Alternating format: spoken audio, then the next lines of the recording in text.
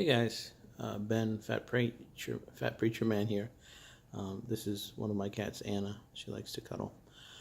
Anyway, so today just felt like talking about something I was thinking about.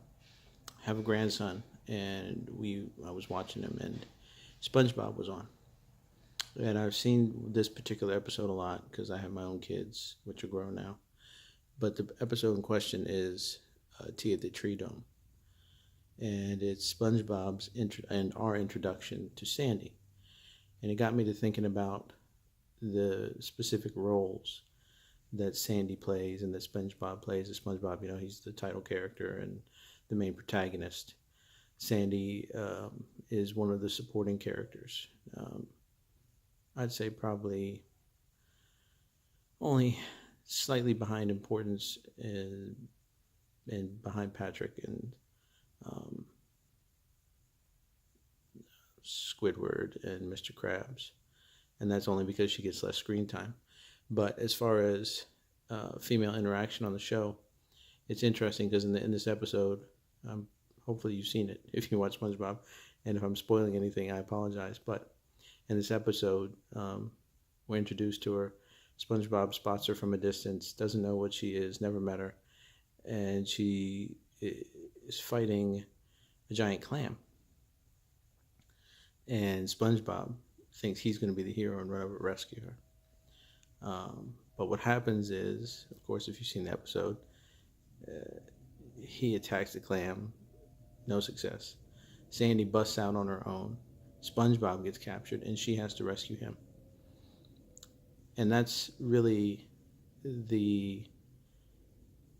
basically the theme of their relationship, is that she wants to be his friend but doesn't need him, doesn't have to have him. And I was thinking about my son, and he has a positive view of women and sees that and knows that they're strong, intelligent, and that not to look down on them. And I think part of it is not only my teaching, but shows like this, where the woman isn't belittled into having a hero. Because Sandy is intelligent and she's strong, and compared to SpongeBob, she's really strong. SpongeBob is shown as physically weaker. Now, he's not unintelligent. He is a little naive, or sometimes a lot naive. He's very sweet, kind, loving. But this shows a strong relationship between the two of them. They're very close friends. She definitely cares for SpongeBob. You see this throughout the episodes.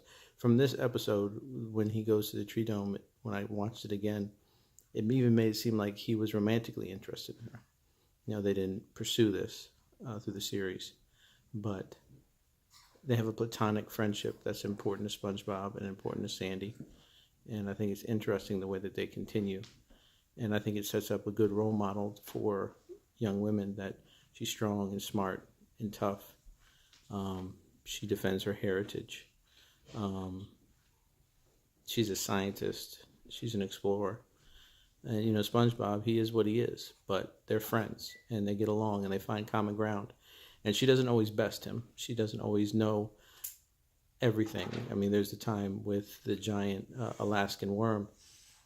SpongeBob told her it was too much, but she didn't believe it. The time that she thought land critters were better than sea critters, when they found out that they both had strengths and weaknesses.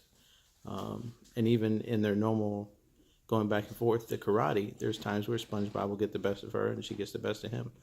So there's give and take, and again, it's a balance. And I was thinking about my son, and I was like, this is a positive influence he had in his life when he was young, and I'm glad that it's still around for my grandson.